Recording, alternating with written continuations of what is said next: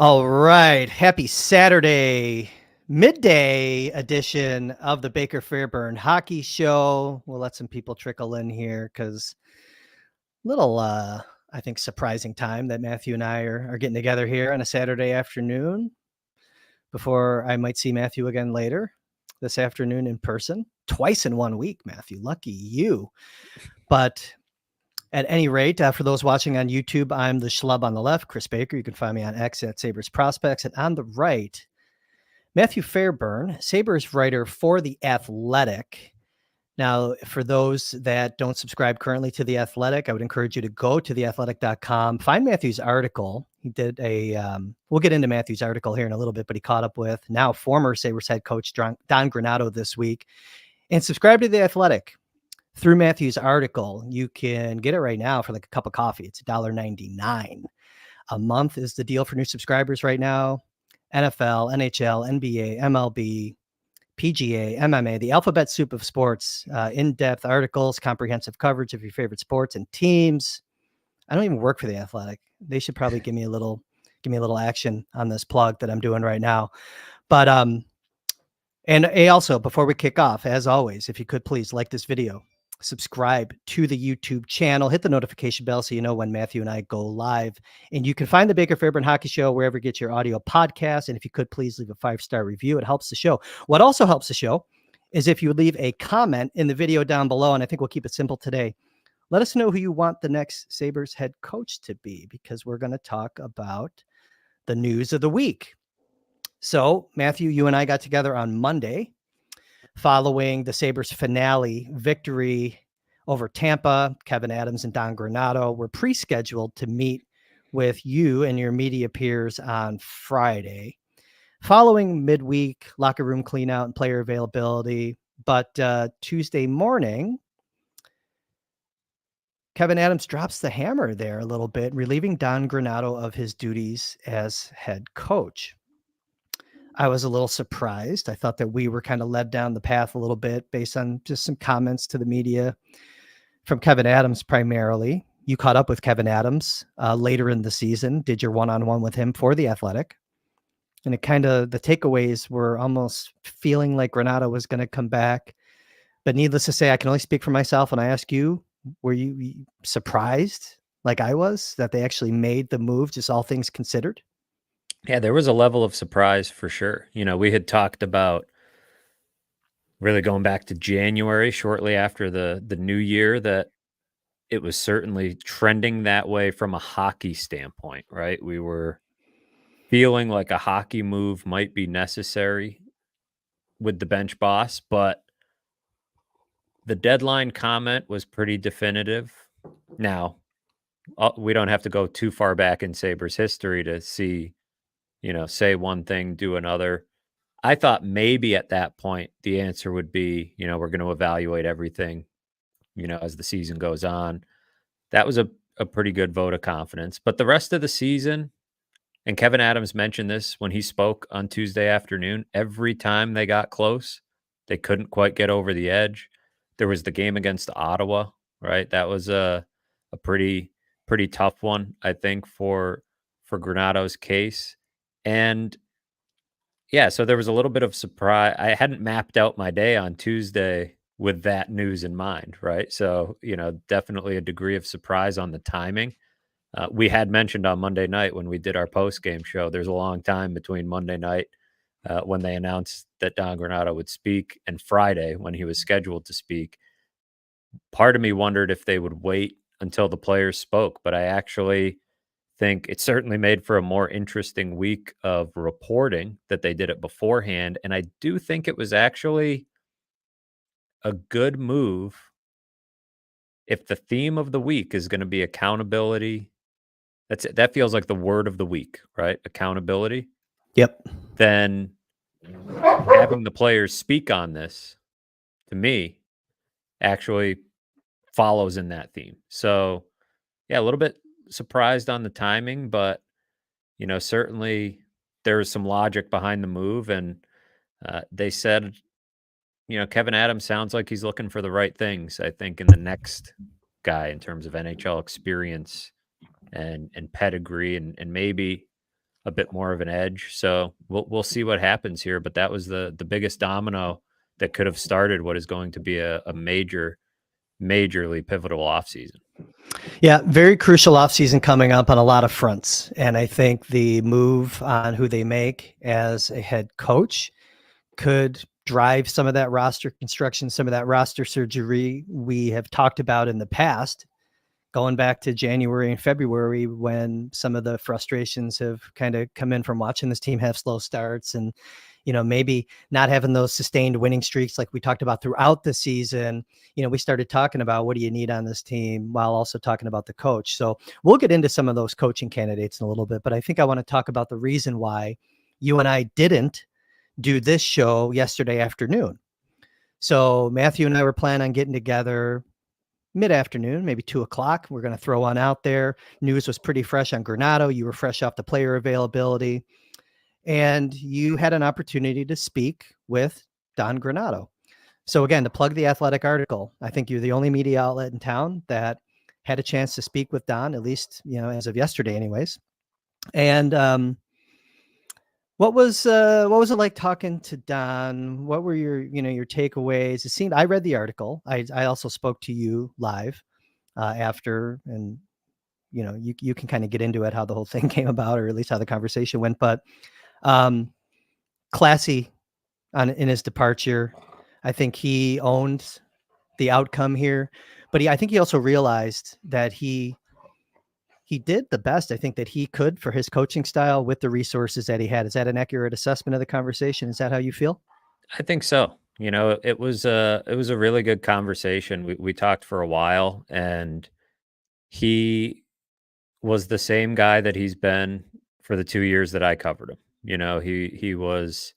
I know things got a little bit more tense. The media to coach dynamic got a little bit more tense this season as pressure rose, questions get tougher, coverage gets more critical, but I give him a tremendous amount of credit for his ability to compartmentalize all that, understand, the dynamic at play in that situation, not really take anything personally. He was adamant from the start, that he was grateful, right? He got an opportunity that he had waited for a long time, that he had worked for a long time, and he didn't have any bad word to say about any player, about any coach, any general manager, front office person in the building. So what you would expect, right? I don't think people probably got sick of it on this show when we would talk about Granato, and I tried to preface every conversation talking about what a quality human being he is and what a smart hockey guy he is. But this was part of the reason why, because even on his way out, he's as energized about hockey, about the job. He's breaking down all the numbers from the season. He's already deep into video. Like, this sport, it means so much to him, and this team meant a lot to him. So it was an interesting. I felt it was important to give him a chance, right, to speak, if he wanted to, and to give him a chance to respond to some of the accountability stuff that got raised during the week, and some of the narratives that come out. So it was a real healthy conversation, and certainly an enlightening one for me, and hopefully for the readers as well. Yeah, now we're going to go out of sequence a little bit, right? Because if you look at the week, it was Tuesday, Adams makes the decision on Granato. Tuesday, Adams speaks to the media in the afternoon, like 3:00.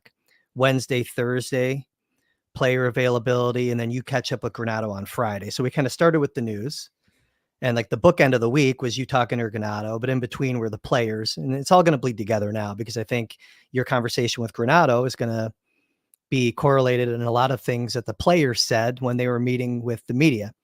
And there were some themes in those player conversations, whether it was Alex Tuck, Rasmus Dahlin, Tage Thompson, Matthias Samuelsson, Dylan Cousins, about accountability and about practice. Practice was the one you and I spoke about this personally between you and I. We also, had a conversation with Patrick Moran this week on his show, just about that one stuck with me, the practice thing. Let's start there, I guess, with the players first. So for anyone that maybe, was busy during the week with their jobs that really didn't catch up yet, or is using this show to catch up on what happened, what was some of the what was I guess you can just go through the it doesn't have to be just practice, but the vibes of the players, what they were saying, because they were speaking to you after the news hit. Yeah. And They had a day to their whole process. agenda probably changed a little bit though. Yeah. Yeah, they had a day, or in some cases 2 days, to process the news. Also, it was clear that they had watched the press conference with Kevin Adams. They had heard what he said. They had met. So the way this thing goes is they do all their meetings, medical meetings, meetings with the front office, coaching staff. In this case, that was a pared down version of the coaching staff. And then they talk to us. So it is always interesting that some themes are going to be fresh on their mind, right? About, different things that they spoke to the GM about and what the GM spoke about the day earlier, because that was a passionate press conference from Kevin Adams on Tuesday afternoon, about 42, 43 minutes.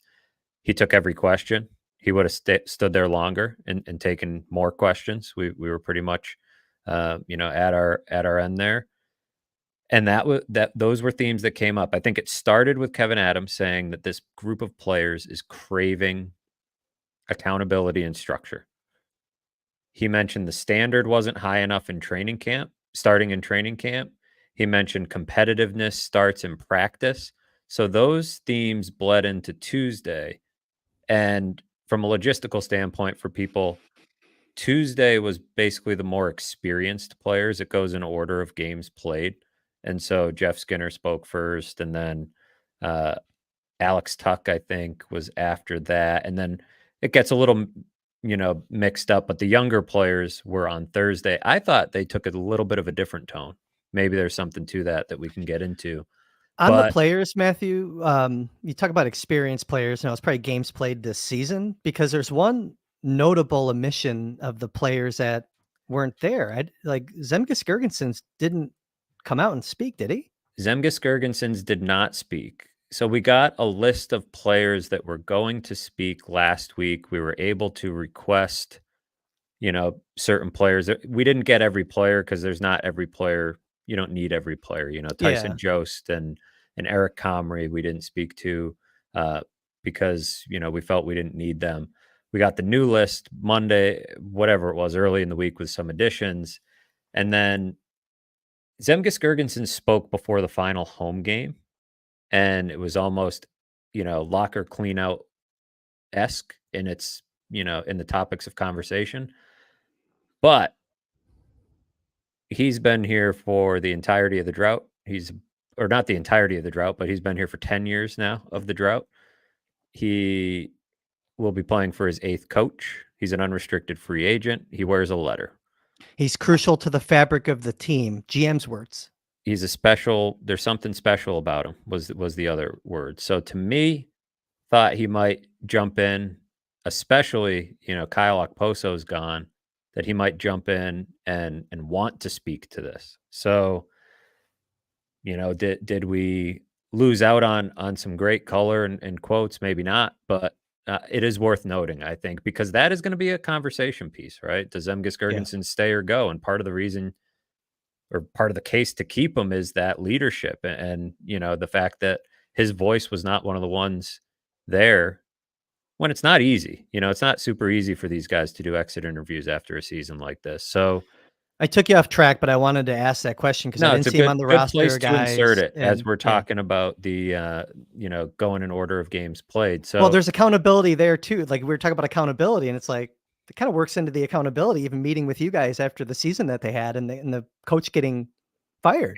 So, anyways, absolutely, and I who was would just have curious. more perspective on that than him, right? Yeah. After going through a lot of these. So some of the themes, right? Alex Tuck brought up, accountability. And this was what was interesting to me. The way things were framed is, what would you like to see in a new coach? And a lot of these guys said, Tuck said it, Tage Thompson said it, Connor Clifton said it, and maybe another player on Wednesday said, we're ready for somebody, more accountability, more structure, somebody to push us, somebody to put guys in the press box, somebody to, all the things that Kevin Adams alluded to, you heard from from Alex Tuck in response to that question. You heard from Tage Thompson in response to that question. And I did ask Alex Tuck, and this was where the first sense that we got when I said, how do you want younger guys to respond to this? And he said, they need to know it's not all Donnie's fault. That was something that I thought we might hear first coming out of their mouth before you get into what you need in the new bench boss.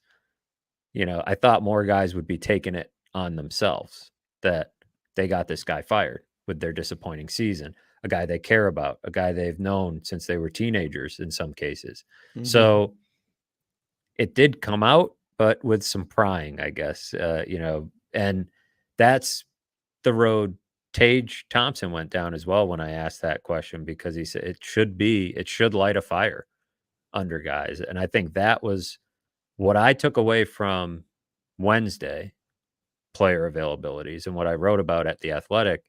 These guys are saying they want all of these things.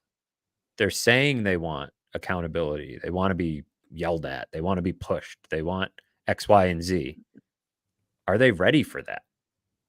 Are they? I think they're ready for it from a standpoint of what we talked about. This team has reached a point that maybe as far as Don Granato could take them. But do they know what that entails? Are they ready to do some of that themselves is more so the question I was asking. Are they ready to take that accountability, look in the mirror and say, what did we do in here? Because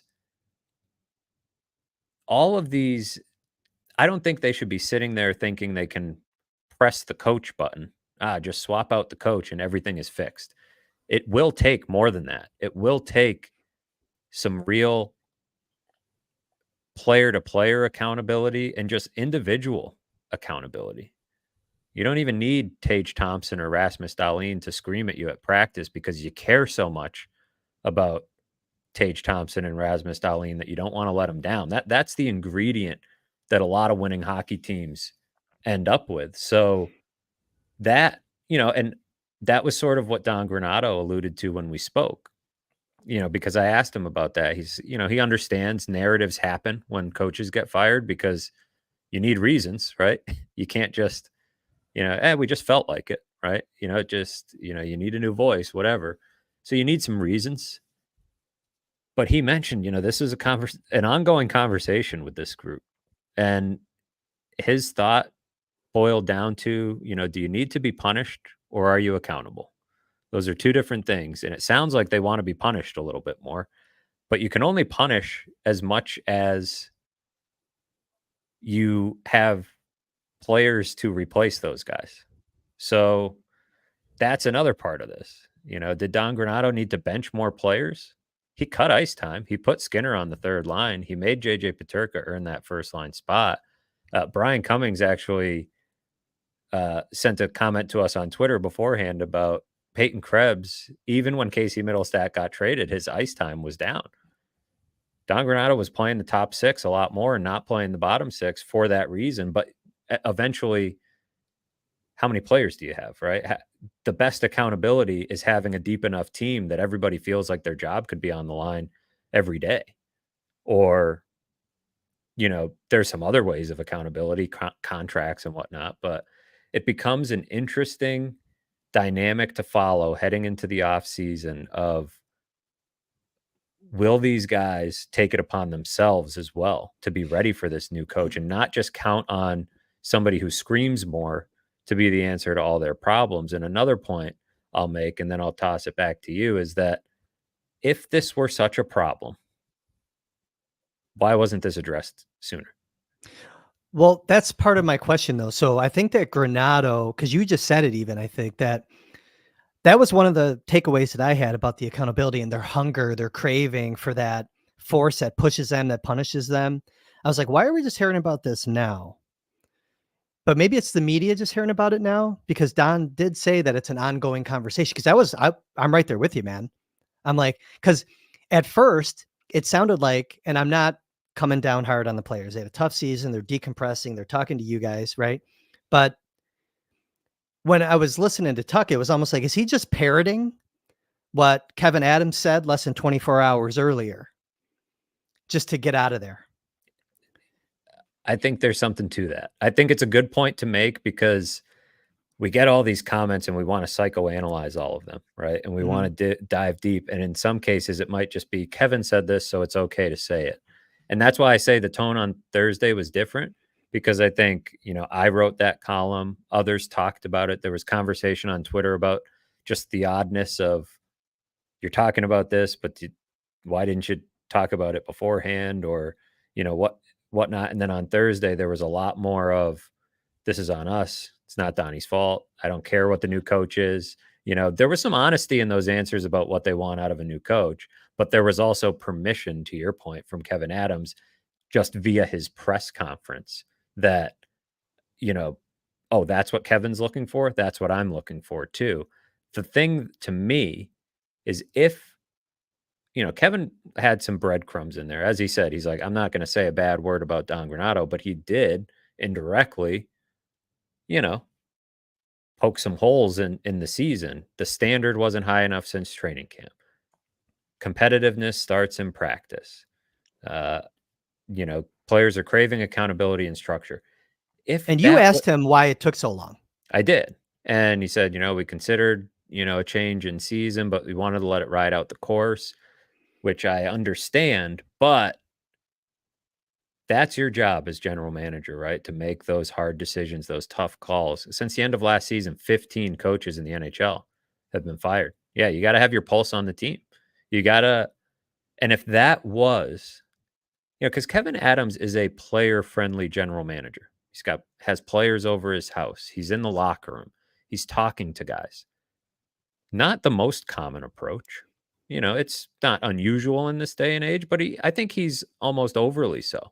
And that can be an asset, but it can only be an asset if you're going to use the information. If this is something they were craving and the voice had run its course with Don Granato, there was an opportunity there to maybe not fix your season, but to, give them what they were craving. And I think the big problem Don Granato ended up with here in Buffalo is he was the guy who came in and needed to make these guys believe that they were good hockey players because a lot of them weren't there, right?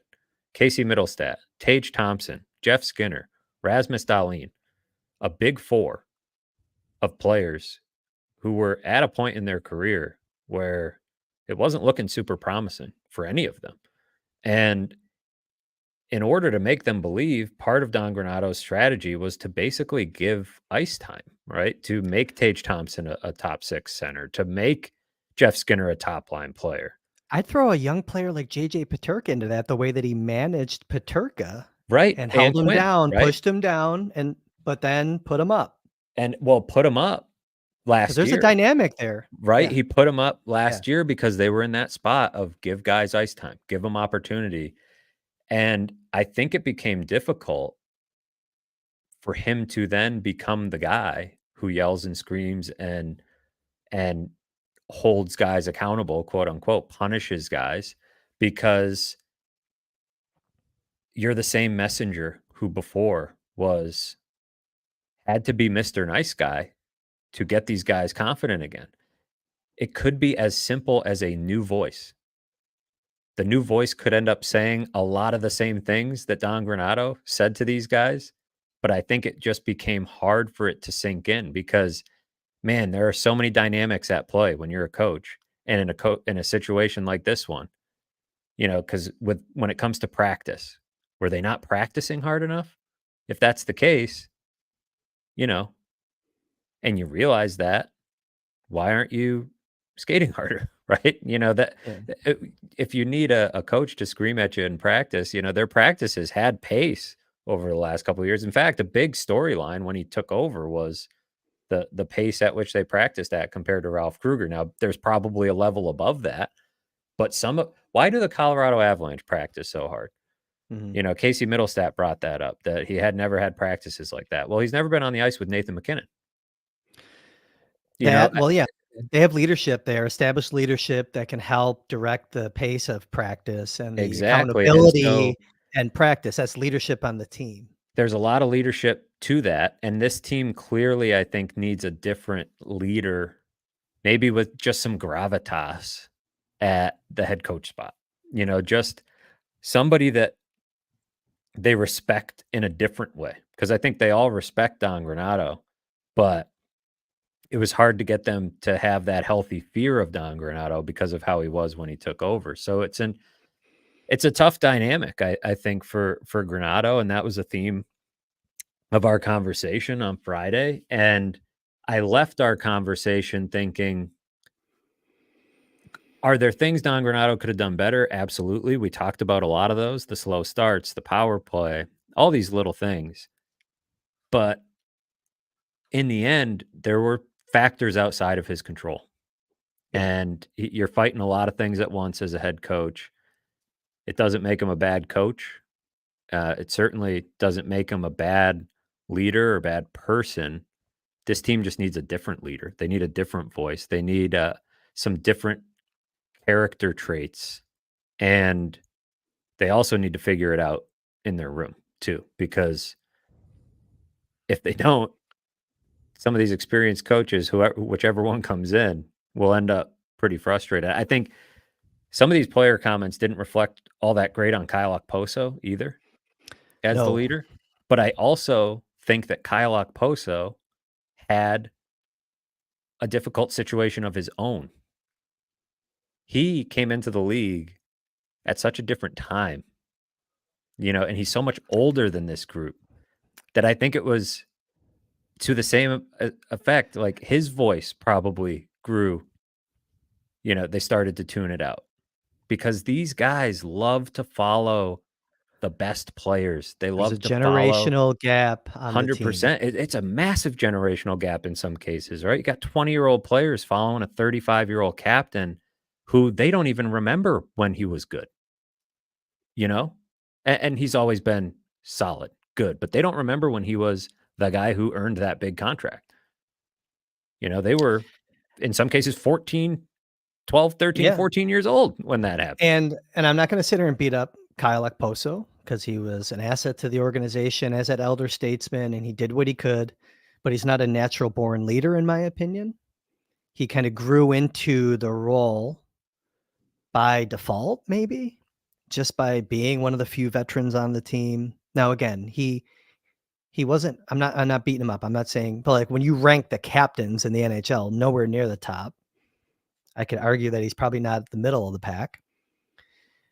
And I want to go back. Like, I don't want to sit here and talk about practice because there's going to be people in the chat like, practice. We're talking about practice, like Iverson. But it is important, by the way, because, I said it the other night with you, the way you practice, the way you play, and you got to nail those things down, get the sweat in, all that stuff. But you mentioned the differences between Wednesday and Thursday in the player availability. And I think from my perspective, I wasn't down there. I'm not down there. Everyone knows that. You are. And I think there's a reason that you say it. I think there's one reason, maybe two, but there's one reason I think that you say that.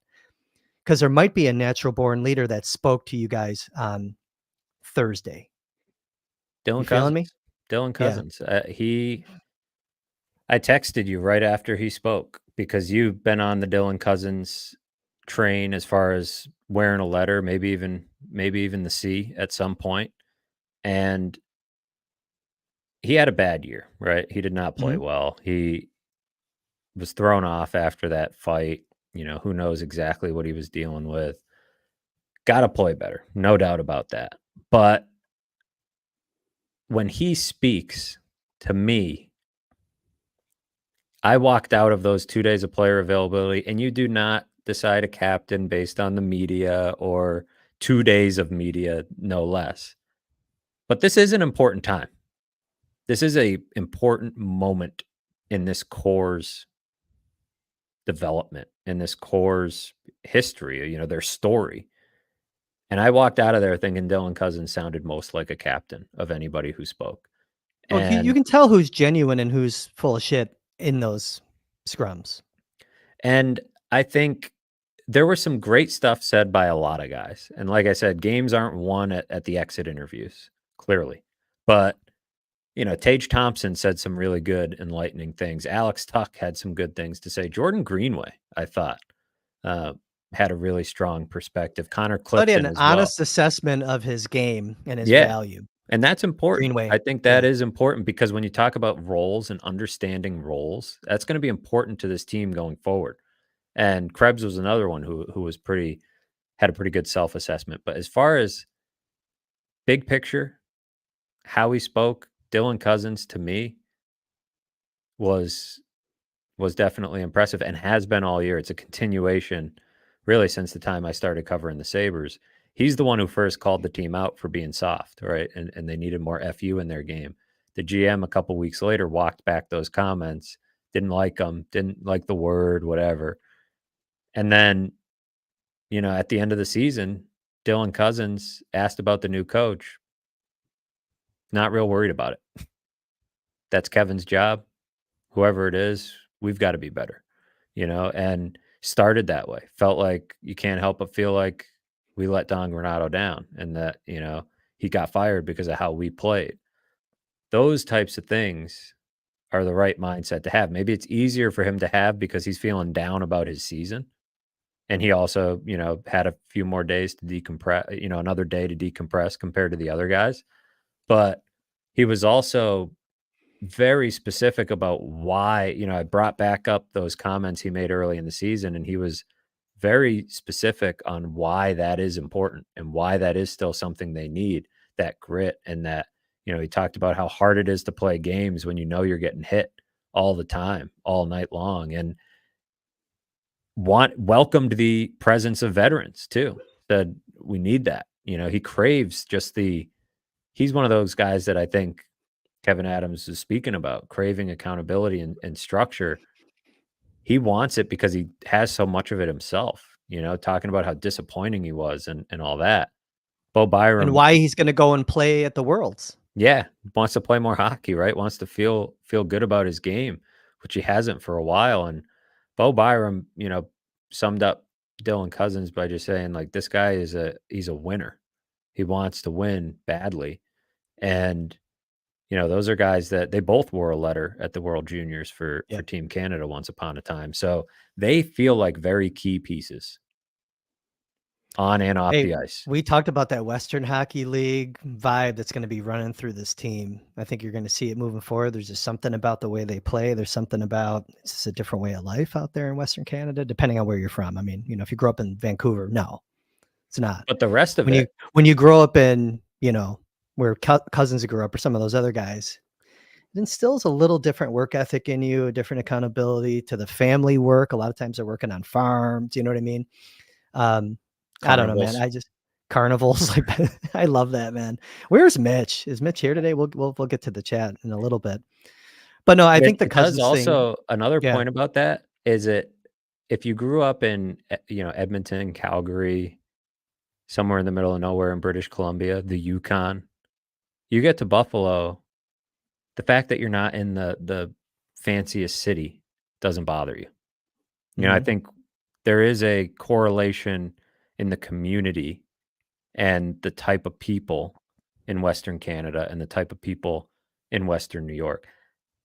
I believe one of the prominent coaching candidates is a Western Canada guy, is he not? Lindy Ruff is a oh yeah. Is he a Lethbridge or he's Warburg, Canada? Where is that? I think he's an Alberta. An Alberta guy. So yeah, we'll get to him, but we will get to him. I interrupted your point to further nail home the Western Canada thing. Yeah, no, not at all. I'm just on the Cousins thing. What I wanted to say is that I understand that it's hard for Sabres fans, listeners or viewers of this show to get the bigger picture thought of Dylan Cousins. I totally understand that coming off the season that he had.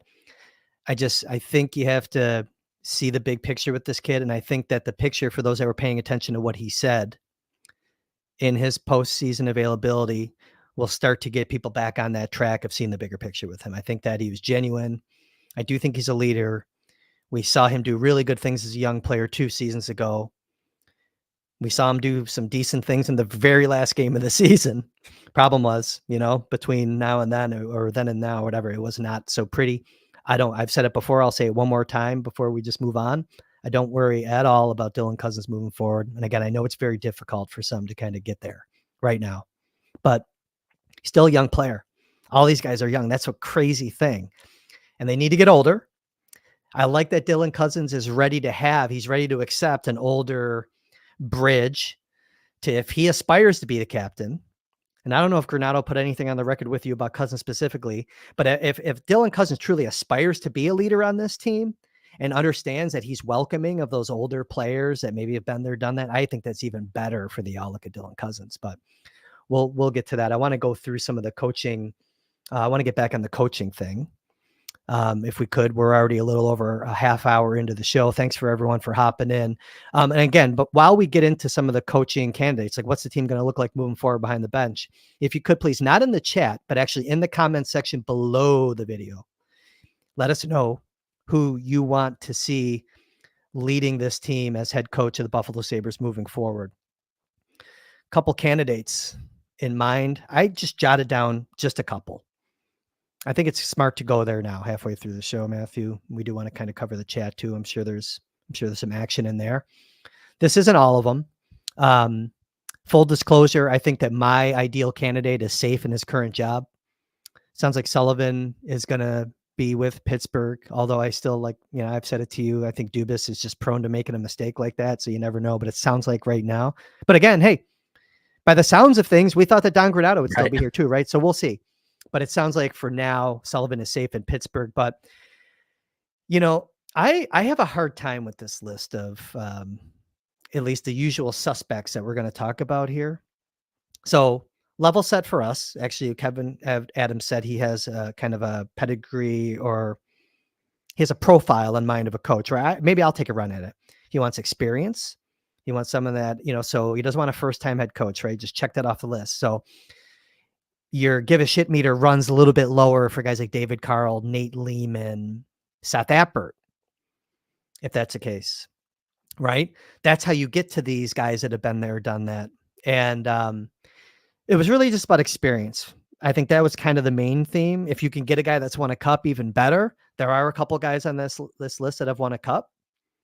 One has serious baggage that, I'm going to talk about again, even if it's for 20 seconds, but I'll just go through the list real quick, because I only have like 5 names written down. So Lindy Ruff, 64 years old, 23 years of head coaching experience in the NHL, 15 years as a Sabres, last gentleman to guide the Sabres to the playoffs. Compelling, right? Let's just circle back because I'm going to do just quick bullets on these guys. Gerard Gallant, going to talk about Gerard Gallant, 60 years old. Took Vegas to the Cup final in their first year of existence in 2018. Before that, had division title with Florida, 2 back-to-back 100-point seasons with the New York Rangers. Not bad. Not bad. Bruce Boudreau, 69 years old. He's won almost 1,100 games as an NHL coach. We're talking about Anaheim, Washington, Minnesota, and then he got canned in 2023 by Vancouver. And that was rough to watch if you remember the interviews, the emotion. Guys, everyone loves Bruce Boudreau.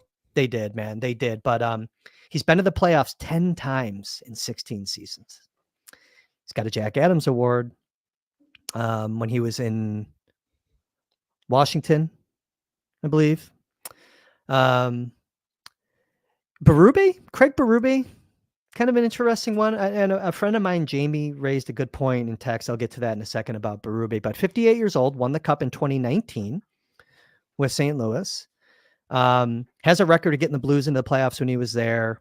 The point that my friend Jamie made, I don't know if Jamie's here in the chat or if he's listening, talked about scheme fit and like what that could do, like the level of roster surgery that could maybe need to be done with Berube. We'll get into that a little bit. I think it's a good point to kind of, as we're going through these guys. Other guys that I wrote down, Jay Woodcroft, 47 years old. So one of the younger guys on this list, a brother of a former teammate of my brother at Colgate. Craig Woodcroft played with Ken at Colgate. Good family from Toronto. Very short run in Washington. Came on 2 years in the playoffs. I'm sorry, Edmonton, excuse me. Edmonton, yeah. 2 years in the playoffs. And then he got fired in November where, of course, Knobloch took over and, Edmonton looks positioned okay this year in Woodcroft's wake. And then, Dean Evison, who I know was on your list that you put on the Athletic, Dallas Eakins, players love him. Results, questionable in Anaheim. I don't think he barely had a cup of coffee in Edmonton, was it?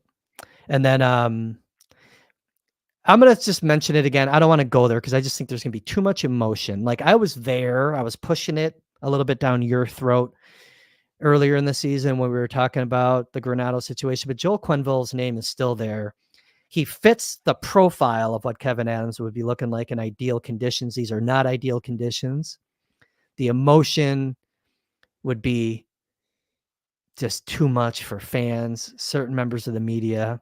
It wouldn't be pretty, but man, he's a great coach and the results are there. But those are some of the guys.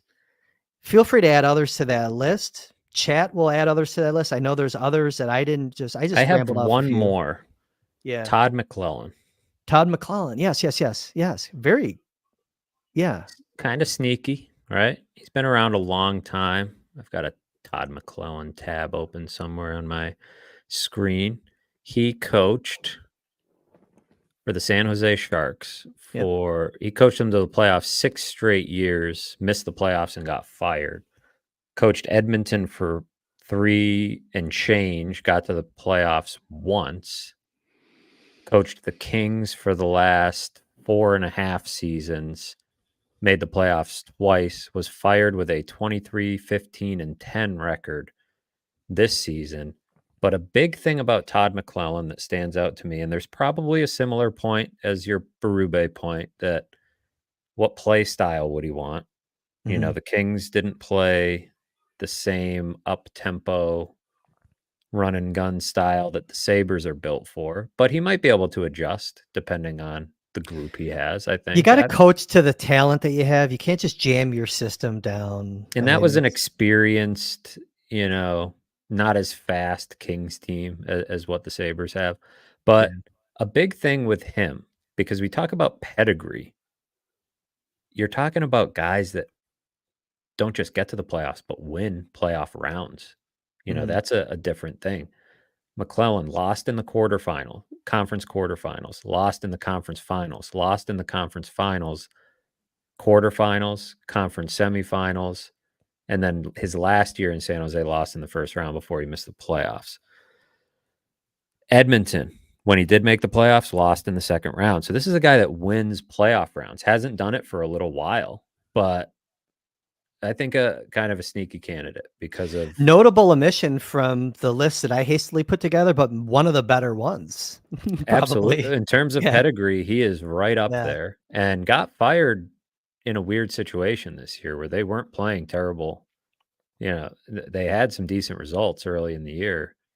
And it was actually after a game against the Sabres, or shortly after a game against the Sabres, that he got let go, I believe, when they were out there in LA.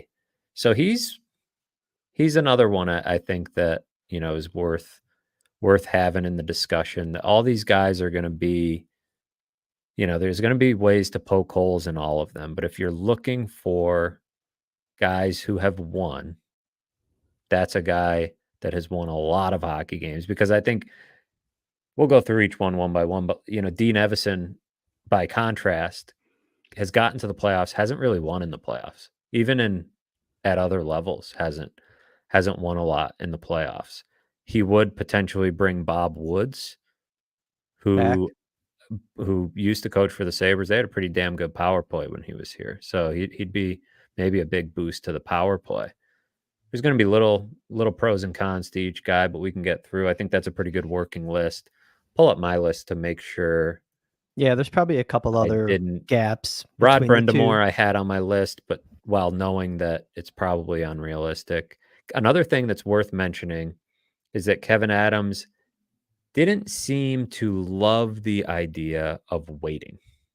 So maybe he would, but that's where another sticking point for me with Quenneville, before you even get to all that other stuff, is he hasn't even been reinstated by the NHL, and that doesn't seem like it's imminent. So that's something to add to the pile that impacts the Brindamore thing, because I don't think Brindamore is leaving Carolina, but if he does, it might be, after a few They're going playoff to be playing rounds. a while. I don't think they're going to lose to the Islanders in the first round. Maybe they will. That game 1 starts here pretty soon. But he would be another one that would be right at the top of the list if he somehow became available. He's in the last year of his contract, only reason I mention him at all, but I think that will get done. By all indications, he loves Carolina, but he is a great friend of Kevin Adams. He would come at a cost. He'd be an expensive coach, and he'd be doubly expensive because I have to think you'd want to factor in the buyout of Jeff Skinner, because I don't think he'd be keen on coaching him. Want to go there again with Skinner? I told you last time, I'm sick of talking about Skinner, but no, I know it makes sense. It perfectly fits into the whole narrative with the Brindamore situation. Part of me wonders if Brindamore's contract is already done, but the rest of the staff isn't wrapped up yet, and you have to kind of go through that. Maybe that, because to your point, I mean, why leave? He's a legend in that franchise, player and coach, but I Great place love to the live. idea. It's Not a bad. lot of good things there. Nothing wrong with Clarence, but I mean, that area is not bad either. No, the Brindamore thing would be just amazing, like slam dunk, like he would go way ahead of Sullivan, And you would attract, I mean, if you could get a guy like that, you would attract talent from outside the market and free agency, I think. It's a guy people love to play for. What do you have to pay a guy like that? As a guy, I don't have a really good read on coaching salaries, but are we talking like a $6 million That's coach? what I was going to say, 5 or 6. Yeah. That would be kind of my ballpark.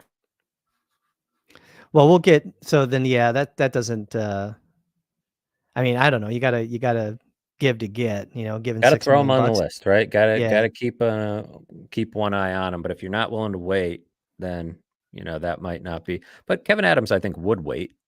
I mean, for Rod Brindamore, you wait. Maybe the Islanders pull off something crazy. Maybe Patrick Waugh upsets him, and Brindamore feels like he's ready for a new challenge. You never know. Can't rule it out. So let's root for that then, I guess. Because I think that would be really fun for you as a reporter and your peers that are down there every day covering a Rod Brindamore led team, and just for me as a guy who loves just nerds out about some of the stuff, just his impact and how he works with some of this talent could be really compelling. But all right, so let's just go to Lindy, I guess. I've been all over the place on my thoughts on Lindy Ruff rejoining the organization, going way back to when he was canned by Jersey. I was like, bring him in, that nostalgia, the good days of Sabres hockey. Even if it was just in orbit of hockey operations or adjacent, just bring him into the fold. Let him just kind of have a voice, work with Kevin. He's got a relationship with Kevin. For me, you kind of know where I stand now. I'm trying to figure out if it is the best. I love the story. I love the idea if he could be the guy that comes back and gets this team back, not only into the playoffs, but wins a round. Could you imagine? It would be great. It could go poorly also if it doesn't work out. So to me, it's not just about Lindy. It's who would his staff be on that bench with him, helping him run those practices, the video sessions, doing, all the way down to maybe input on player development, because they still have a very young pipeline that's close. Some of those guys that are on the player development staff right now, whether it's Adam Mayer, Nathan Page, they have ties to Lindy Ruff. So it kind of makes you wonder, fit wise, obviously I think it's natural. We've mentioned in the past that he has still relationships in that building, still lives here, I believe. You can confirm that, but I'm all over the place. Like for me, it's not just about Lindy coming in as his figurehead. He has to have an incredible staff around him to succeed, in my opinion. Not because I don't think the game's passed him by. I mentioned to you the other night when he was here later in his tenure before getting removed from the bench in whatever it was, 2013. I can't remember now. They had him kind of spending summers with younger coaches to kind of keep his mind sharp and, up to date, and just kind of tweaking his chops and strategy and things like that. So I don't buy that the whole game is passed him by thing, but I still think that he needs to have an incredible staff. And by the way, Lindy has to come in also, and whoever he has on his staff, I think, should be groomed to kind of take the baton if it goes well from him. That's going to be another key point about the assistants. But I'm all over the place. I'm not convinced all the way. I can see it happening. I love the storyline, but is it the way to hire? I don't know, man. It's tricky. It is tricky. I'll start with the staff because that's a good place to start. Matt Ellis, Marty Wilford, Mike Bales were retained. They were not let go along with Jason Christie, Don Granato, and the video coach who poor guy got tacked onto the list there in the press release. And Lindy Ruff does have familiarity with Matt Ellis. I don't think Matt Ellis is going to be running the power play, but he's going to be involved in some way. The connections Lindy has to some of the people that are still here might matter because Kevyn Adams, this will be a telling hire for Kevyn Adams because whoever the new coach is, if he matches the description that Kevyn Adams has laid out on Tuesday afternoon, that will be a somewhat threatening presence to Kevyn Adams. Maybe threatening is too strong of a word, but it will be a commanding presence in the arena, in the building, in the offices. Somebody who might push back on roster decisions a little bit harder. Somebody who might want to spend for some particular types of veterans. We brought up Berube. Maybe he likes a heavy forechecking team. That would require some additions. Maybe McClellan needs some certain guys to run things a defensive way. And guys who have pedigree, they know what it looks like. They know how to win, and they know what they need. And they're going to push back on that and try to, get the right ingredients to make the meal. And Lindy Ruff would do that also, but it would be somebody that Kevyn Adams is comfortable with.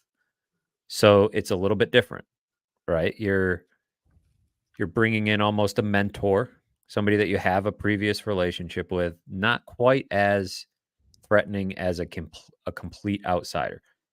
There's probably people listening right now that say they want a complete outsider. They want that type of presence to push back on Kevyn Adams and maybe push back on some of these players. But part of what concerns me, because I've been saying that, is like you can't have more of the same. Fresh set of eyes, right? But Lindy is kind of, in a weird roundabout way, more of the same in a weird way. In some ways, it would be a different presence for these players. Yeah. And it would set up for maybe the long game that you're talking about. Lindy Ruff comes in, he coaches, he surrounds himself with a great staff. In a few years, he moves upstairs. Somebody else takes over, whether that's Seth Appert or a different assistant that Lindy Ruff brings Pekka back from New York. Maybe he steals Pekka back. Maybe he, there's options, right? So when you think about that context, I think there is a fit.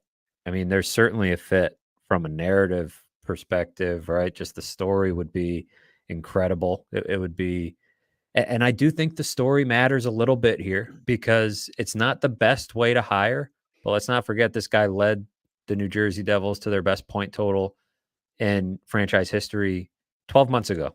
We were talking about 12 months ago, Lindy Ruff chasing a cup with that Devils team, won a round with that Devils team. Injuries, to some big players and some terrible goaltending helped get him fired this year. And he lost a key assistant on his staff, but the guy can still coach. So that part, and they played a style that matches the way the Sabres play. You want the 2024-25 Sabres to look like the 2022-23 Devils, right? That's what you want them to look like with better goaltending. So that makes sense. To me, the business part of it should play in. And I'll tell you why. Because I think the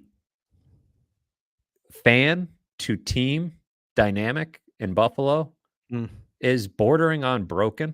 Yeah, it's not healthy for good reason on the fans' part, and it's a tough spot to be in for this current team. You could feel the weight of that, every little thing they said getting dissected a certain way, and every little thing they did getting dissected a certain way, and they're making the wrong moves because they're inexperienced, and they're saying the wrong things sometimes because they don't know, right? And having something that connects back to this community might bring some energy into the building, which would positively impact the on-ice results. Things would have to go well, to your point. It could get ugly if they don't, and that would be a bad way for people to remember Lindy Ruff. But let's not forget, things didn't end great for him before, and it didn't change his legacy, right? It was kind of an ugly way that he was pushed out, and it didn't change the way people look at him. So if he had a bad run here, I don't buy the idea that, oh, it would ruin his legacy. No, he would still. You can't hire anyone in fear of like a negative outcome. I mean, if he's the best candidate and he, for a multitude of reasons, not just the hockey side, the business side, then yeah, you hire him. But right. yeah, you can't let that stuff cloud. You can your poke holes in it, decision-making. but I would more so just say that some of that stuff does matter, because also you're talking about a coach who cares about this city, who cares about this franchise, and would be jumping in with both feet, right? He would be jumping in for all the right reasons and care deeply about getting it right. He maybe helps you connect to some of those alumni and, connect to some of those fans that you lost over the last 13 years through the tank years and everything else that followed. So I think that that's an intangible component that does, to an extent, matter. It's not the reason you hire him, but it factors in. So I like the idea. The longer it goes, the more you wonder. You do have to talk to more people, right? I like having him. That's what I was going to say, Matthew. I like having him in the mix. I like that he's there. And then they have to go through the list and talk to as many people as they can that they want to talk to make sure, like, and just start. Who's the best guy? Maybe he's the best guy. Maybe he wins Survivor here. Yeah. The beauty of the interview process, you have to take advantage of these moments in time, because A, you don't know who's going to blow your socks off in an interview.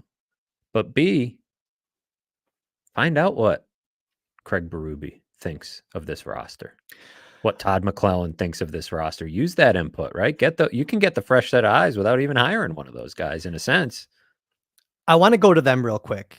Because like we can talk about Boudreau, like what's the benefit of Boudreau? We can talk about that. Gallant, you can talk about that. Gallant kind of fits actually, but on a roster construction, we've talked about that identity of especially your fourth line, maybe some elements on that third line that need to be addressed. And the one thing I do like about the Berube potential is that forechecking game. It's kind of like the players that you and I have been talking about that you need to go and get, whether it's, guys are still playing, like think of your fourth line firecracker guys. You throw a Dakota Joshua out there, you throw a Ryan Lomberg out there, you throw maybe down the middle on your third line, like a Scott Lawton out there. People's opinions are going to be all over the place on all those players, but I'm talking about the type of player, the energy, the boost, the attitude, some borderline rat when it comes to like a Lomberg, but because we talked about Brady Tkachuk and, the Tkachuk's just on Monday and it's like, yeah, good luck. Like that's the pipe dream. Right. But like a Berube could work, like, is the roster construction really, like, don't overthink it, because you need those elements anyways, I guess is what I'm saying. You have the spots, right? You have 4 forward spots to work with, in theory. Maybe you bring back Ergensons and that means 3. Maybe you trade somebody and that opens up another one. Maybe you buy somebody out and that opens up another one. You can remake your forward group. It seems like there is a desire to remake your forward group in some ways, and out of necessity, your forward group is going to look different. I will add this on the forechecking, style that Craig Berube likes to play. The current group doesn't fit it as badly as it might appear on first glance. It wasn't the game they played. They certainly didn't dump the puck in enough. But I know a lot of people look at the draft picks and say, oh, another small forward, another small forward, another small forward. They're so small. They're not. Tage Thompson's huge. Alex Tuck is huge. Jordan Greenway is huge. Do those guys play big all the time? No. But can you get Tage Thompson? I mean, Alex Tuck might be one of the best forecheckers in the NHL. He's excellent at it. Greenway is a pretty good forechecker. He's not a super heavy checking presence all the time, not as heavy a checking presence. He does a lot of carrying speed either. Yeah. Right. As I would like him to be a heavier checking presence, but you can sprinkle those guys throughout the lineup And maybe that mindset flip would be good for a group that already can create on the rush. I don't know. It would be an interesting match. And Zach Benson isn't a bad forechecker. Zach Benson's And terrific at he's it. 5'9", so it's not how big you are, it's how big you play, to your point about Tage. Cousins So, has yeah. some of that in his Yeah. game. Quinn is a real competitive guy. Oh, yeah. So Peterka's got speed. If you can get him to play that type of game, even a Peyton Krebs has added that element, so I love what Krebs told you. Can you capsulize that in 30 seconds, what he said in locker room cleanout? it was, I thought, beautiful self-assessment of his game, that he wants to get stronger because he can skate 100 feet away and knock a guy over. But when he's standing right next to him, can he take those hits? Can he deliver those hits? That sums up everything. He wants to add strength so that he can do that. And that's interesting to me because that's what he needs. Can he do it? That's a question. One summer And I is a think short he time. knows what his role is going to be moving forward if he wants to stay or play as high up in the lineup as he can in this league. It's got to get bigger. As a guy, more powerful, stronger. And that, but that mindset switch might help some of these guys to play that style more. Some of them have it within them. And you mentioned, Dakota Joshua, Ryan Lomberg, Scott Lawton. There's players out there. Those are the players the Sabres should be able to attract, not big money players. Ryan Lomberg, we've been teasing for a while. We should let the people know that that's the guy that I've had in my mind for a while, basically since the first time I saw him play. Was like, this is what the Sabres are. The Sabres need one of those guys. And then when this year was doing some prep, I was like, oh, he's a free agent. Just go get that one. he's He such a fits prick, perfectly. and he's always been a prick. He is he drags the team into the fight, right? He is an absolute pain in the ass to play against. He is one of those guys that Kyle Okposo was talking about after that game in Florida, that how Florida plays. You know what you're getting every night. They're going to hit you. It's because of players like that. Doesn't hurt that Tkachuk sets that tone from the top for that lineup, but that fourth line, that identity, and he's been getting pushed out of the lineup a little bit because they got Okposo, and they made these additions at the deadline. I think he would potentially be looking for a fresh start. Overpay him by $750,000 or $1 million, and maybe you can get him for $2 million, or a little bit under. I don't have a problem with it at all. You have the cap space, and he's a hell of a fun player to watch. You paid Bryson 1.8. You can pay a Ryan Lomberg close. You paid Zemgus Girgensons 2.5, right? You paid Tyson Jost 2. You paid Kyle 2.5. That's $7 million. You paid Comrie 1 point something, Bryson 1.8, Stillman 1.35, Victor Olofsson 4.75. I know a lot of that is going to these big money extensions, but you can overpay by type of player. a little It's bit. a type of player. There's other guys, but yeah, it's more about the player profile. Hey, we're already over an hour on the coaching thing. Are we feeling like a Jay Woodcroft? I think you doesn't like him feel more like than he I do. fits the pedigree. He doesn't have a ton of experience, and I don't think so either. I think that one's tricky. Gallant is a good fit. Alex Tuck gassed him up pretty good when he spoke this week. And what was interesting about what Alex Tuck said was that he thinks he helped him a ton as a younger player, which doesn't fit the narrative on Gallant that he can't work with younger players. Alex Tuck was a rookie when he came in and played for Gallant. So maybe that's a fit. I mentioned Dean Evison doesn't really have the playoff results that grab my attention, but maybe he could help the power play if he brought Bob Woods with him. McClellan, we touched on, a lot of success for him. Boudreau is the one we probably haven't really deep dived on. He would want this job, I think. This area would appeal to him. Maybe the game has passed him by a little bit. I don't know. He's gotten results, and he's certainly a fiery energy guy. That was another thing Alex Tuck mentioned, that energy.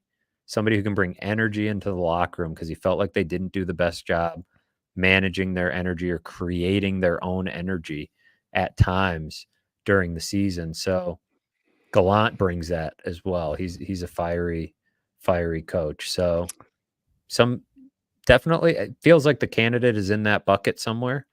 Doesn't seem like they're going to go to a long-time AHL coach and give them their first crack at it, but maybe somebody blows them away. Maybe they do some due diligence. Just feels like this bucket of experienced guys, or maybe somebody who shakes loose in the next couple of weeks, Sheldon Keefe in Toronto if things don't go well. I think Jim Montgomery will be safe in Boston regardless of what He happens should be. with the Bruins. But if he isn't, you jump on that opportunity for sure.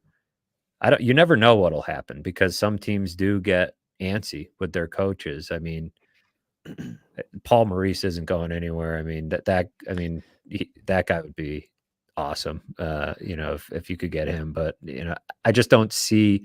Maybe there's a major upset that shakes somebody free. But you got to keep an eye on that too. The parallels. I just thought of this now. I don't know if you have. You probably already have because you're on top of shit like this. But it's like, could you imagine if like another Pagula-led organization goes and gets another coach from a Carolina organization? You got Bean and McDermott, and then you go and get Brindamore. It's like a total coup.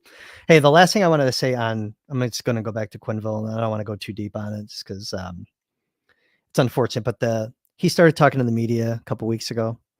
I've texted you the quote probably 17 times, and I'll just read it. It says, "One day I think I've coached my last game, and then the next day I sit here and think, geez, I'd like to get a hold of that team. They'd be fun to work with," Quenneville said.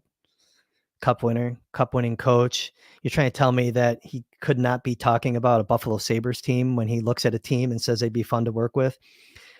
I just want to leave it at that on Quenneville. I know the situation. I know it won't be pretty, but it is a results-oriented business at the end of the day. And but then again, it wasn't great.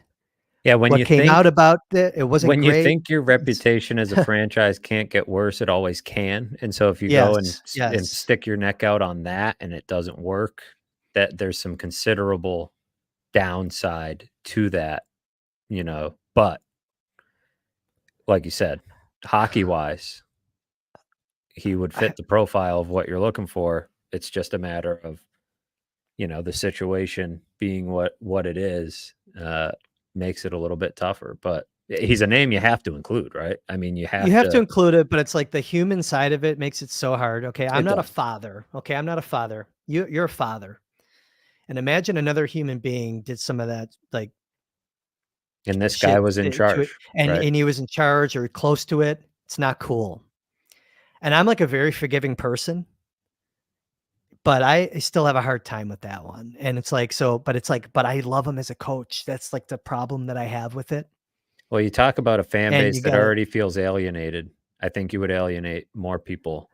It doesn't matter if he came here and won. I think that's my point, where I ultimately land is that he could take this team to take him to the conference finals, take him to the Stanley Cup finals. There's still going to be a large section of the team that is not forgiving, that won't forgive the franchise for hiring him. Winning doesn't cure all, we often say.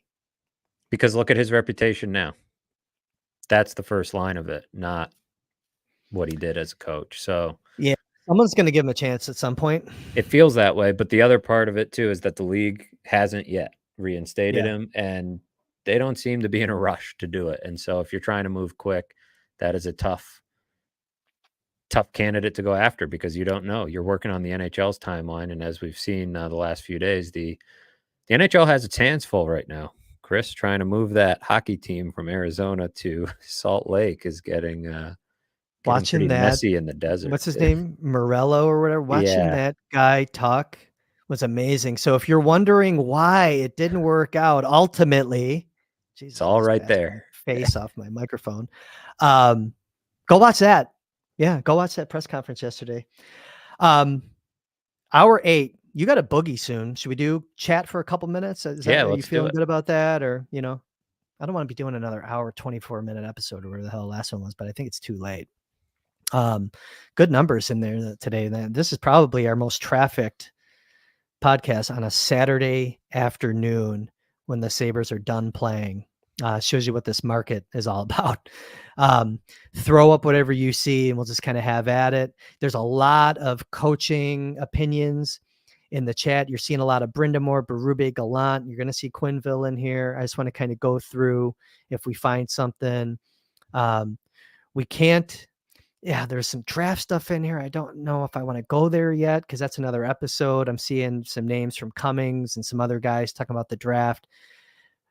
So here, just, I'm asking again, if you guys could throw who you want to coach the Sabres in the comment section, not in the chat. Okay. But I'll throw a couple of these up. Quenneville, Berube, Gallant, Ruff in that order. That's one from Jeff. I think it's kind of interesting. I'm really curious to see what the opinion, at least in our audience, is on the Quenneville thing, just given some of the dynamics that you and I just talked about.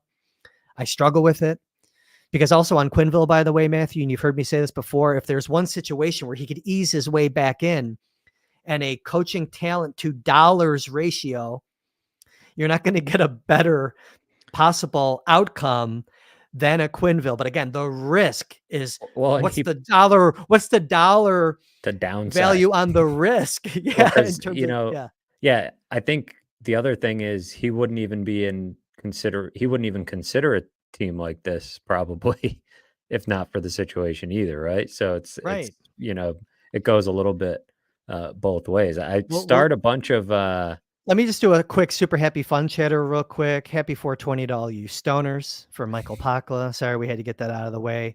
Um, I'll throw Cummings up here real quick. He's on kind of like the free agent vibe. We already threw a couple names out there. Let's throw a couple names out here. Just give me your real quick take on.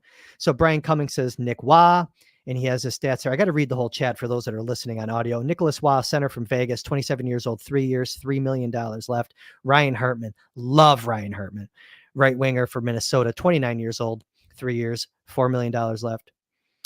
Nathan Bastian, kind of, I don't know, I liked him in the OHL. I like him, I guess, here too a little bit. Nathan Bastian, left winger with Jersey, 27 years old, 1 year, 1.35. Those are all trade targets that Cummings is saying.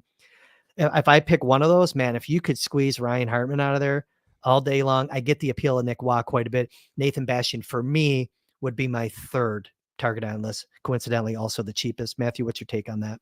I like Hartman the best of the bunch as well, and I also will add that Minnesota is a logical trade partner given their cap situation. So, a roster worth looking at and combing through to see, they've done deals in the past with Minnesota, and Minnesota is starting to get out from under their cap situation, or they're getting closer to it, I believe. But still a team to keep in mind because they didn't have the season they wanted either. They might be looking for some change, and they need some of what the Sabres have, and the Sabres need some of what they have. So That's I right. throw the Blues in that category as well as a team that has some of what the Sabres have, or what has some of what the Sabres need, and vice versa. So a good thought there from I Cummings, like and I star these so I can add them to my off-season study list as well as I'm combing through potentially available players.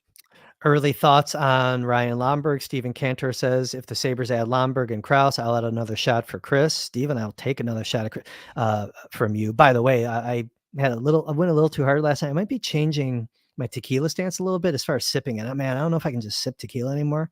Margaritas, palomas all day long, but I feel like shit today. Okay. Ryan Lomberg, also Rob Wise. Lomberg would be a 2020s Coletta, who I miss dearly. Can't agree more with that sentiment. Lomberg, nice to see some early heat on that. Brian Cummings again. We'll go back to to Mr. Cummings. Gallant's track record has been take a team deep once, then implode. I think people would love that in Buffalo. It would be nice to implode after, after going to the playoffs and winning some rounds, rather than just imploding beforehand, premature. Well, imploding just seems inevitable in Buffalo anyways. I hate to say it, not to be a wise ass, but it's like I've been watching this team my entire life, and before you know it, I'll be 50 years old.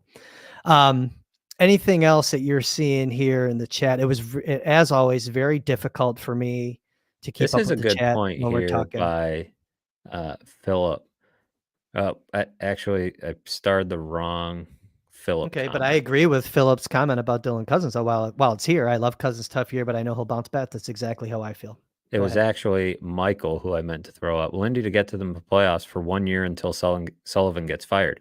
That's another good point, that even if it only lasts 1 or 2 years, as most coaches do, you don't know what the market's gonna look like in 1 or 2 years when you need another coach, and when you may be a more attractive job because maybe these guys have taken the next step. So, I don't worry too much about people be like, "Oh, Lindy, he's not gonna be here for 5 more years." How many coaches last 5 years anyways?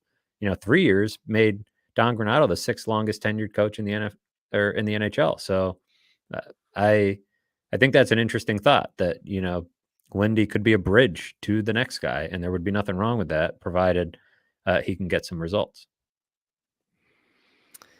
Nope, I actually love that, from Spike Pacla there. It's kind of an interesting thought. Go ahead, on Here's Cummings, go Cummings. ahead. Krebs is the guy who stands to benefit the most from a fresh start under a new coach. I think that's probably true, but he's Yeah, among them. He's among them. I think Cousins stands to benefit a lot from maybe a different set of eyes on his game, and we'll see. We'll see how the big guns respond as well. We'll see how what a new coach might be able to get out of Owen Power or I players was like that's what I that. was gonna say, took the words right out of my mouth. There's a Owen lot of Power guys for on this certain. team that I think could use. Don Granato took them to a point, and now I'm interested to see what a different style brings out of some of these guys. This is kinda interesting from Coda. Now, there are some people like Cummings is pointing out that Quenneville is not yet, cleared to work again in the NHL. Definitely. Gotta talk about him, though, when it's coaching opportunity up regardless, but I get it, Cummings, I get it. But Coda says, "Sabres fans wouldn't care about Q's past. Pagulas are among the most woke owners, as well as the local media. Not gonna happen." My first choice, by the way. I don't wanna get into the politics of the Pagulas necessarily, Coda, but I'm not sure if Terry really would matter if it meant that he could get playoff revenue. Well, Honestly. that's a piece of it that he doesn't speak. Hasn't spoken for years, so he wouldn't directly have to take the heat, but Kevin Adams would have to. And it would be beyond the local media. It would be you'd have a flock of national media coming here to track that story. I mean, that would be one of the only things I could envision a CNN or it used to happen at the Bills, it seemed like once or twice a year with all the crazy stuff that's gone on over there the last couple of years. But that's where you could see some of these, um, major news outlets coming to town to cover something like that. So it would be a lot of attention. I get it, man. No, I get it. Yeah, I'm not, we've said a lot on that already. Captain Ahab is kind of aligned with where I'm at on Matt Ellis. He said Matt Ellis is still a good developmental coach. His problem is just like Granato, they can't run a team. They can't coach individuals, but not a team. I think that Matt Ellis being reassigned back to that player development philosophy isn't a bad thought. It's would he take that assignment? Part of me thinks that maybe he would. I don't know. He's got a son playing, in the mid-teens right now. It's a very good player. Matt's obviously working closely with his son. Some of those practices and that skill sharp relating to that young player could be transitioned into still working with 18, 19, 20-year-olds and beyond as young players trying to make it to the NHL. That's kind of where I'm aligned, Captain Ahab. So I think that's a good thought. Seeing anything else before we bounce out of here? Because you got to get cruising. I think that's about it. That's a pretty good sample of the chat, and that was a pretty efficient episode. We had a lot to cover, and we did it in what is an hour and 18 minutes right now. Yeah, and I'll throw one more out here. I don't know if you want to throw in these on your list, but Bushnevich, I Buchnevich, like. Yeah. yeah, Dakota Joshua again. I think we're going to be talking quite a bit about him. Yeah, I don't know. They get really, I'll have to go back through the chat after, a little bit later. Kind of curious to see because we can always call some things out of here too to talk about Yeah, next we'll time get you and I into a get lot of these together. names. The coaching took center stage this week, but I love when people throw those ideas and those names in the chat. Sometimes there's guys I haven't thought about or ideas I hadn't thought about, especially as trade targets. Obviously, we can all see the list of unrestricted free agents and RFAs, but some of those trade targets are good to throw in there because they make for good off-season fodder, and we're going to have plenty of time to get into that. A lot of time without hockey for the Sabres, but some playoff hockey getting underway here pretty soon. Kris, who do you like? Do you have a Stanley Cup pick? I don't have a Stanley Cup. I think the Stanley Cup is going to be won by an Eastern Conference team this year. I like Dallas out west. I just don't think when it comes down to it. I mean, we'll see. It's going to be goaltending for. I love Dallas. I love that team. I hope Edmonton just I want LA to just. I love LA. You know what I mean? So I think this. I just wish they could do something there. But no, I really like that Florida team. I think it's Florida and Carolina somehow, one of those two. I really do. There's something about the Rangers, even though they're strong and they have the goaltending. Um, Toronto, I hope they get bounced early, as always. They're, I just, I always say that the league is better when Toronto's relevant, but yet I don't want Toronto to win. You know what I mean? So It's going to be a I fun think it's series, I Toronto-Boston, though. That's going to oh be a dude, good I one. can't wait for that one. But no, I'm kind of thinking it's Carolina, Florida. I think I'd love to preseason see I it. had Dallas, New York, and so I'm going to Mhm. stick with that because why Yeah. not? Preseason one still looks pretty good, and I'm going New York, but the President's Trophy thing almost bothers me a little bit that they won it. But so maybe I'd Yeah. say Dallas over New York. That's the Sabres how that goes when you win the President's Right, Trophy and how it exactly. works Or out the for you. Bruins, you know? Yeah, no doubt. Yeah, historic year. Exactly. They blew their load before the playoffs, I think is what happened. At any rate, so once again, I want to plug Matthew's work at The Athletic. You can find him at theathletic.com. A lot of good stories there. It helps Matthew if you subscribe through one of his stories. I don't know if he wants me telling you that, but I know it looks good It for him does. and his bosses. So if you go on one of his stories and you subscribe through that at the bottom, that helps Matthew professionally, but it's going to help you as a reader because the content's great there. And it's not just what Matthew's doing. It's all the sports, like I mentioned earlier. But other than that, I'm going to get us out of here. Matthew, I'm going to come up and have a beer with you. Do you want to tell the people where you're going to be? Yeah, we're gonna be at Fatty in Hamburg this afternoon. Tyler Dunn is throwing a little pre-draft shindig for his NFL site. So we're gonna pop over there, say hello to some people, and try to filibuster. We're gonna try to ruin it with some hockey talk, is what we're gonna do. All right. People Well, will I'm be still trying to feeling talk like shit. football, and we'll just talk hockey the whole time. I might be drinking water. I'm sure good old Nick Fatty's going to love seeing me come through there and not want to drink. I'll have to have a beer. All right. Screw it. All right. I'm committed. I'm committed. All right. For Matthew Fairburn from The Athletic, for the production crew that's going to be cleaning up my yard while I'm joining Matthew at Fatty Beer Company there on Buffalo Street in Hamburg. I'm Kris Baker. Thanks everyone for hopping in this week. It's been a great show. Most traffic we've had on a live stream yet. I'm looking forward to seeing all of your names again next time.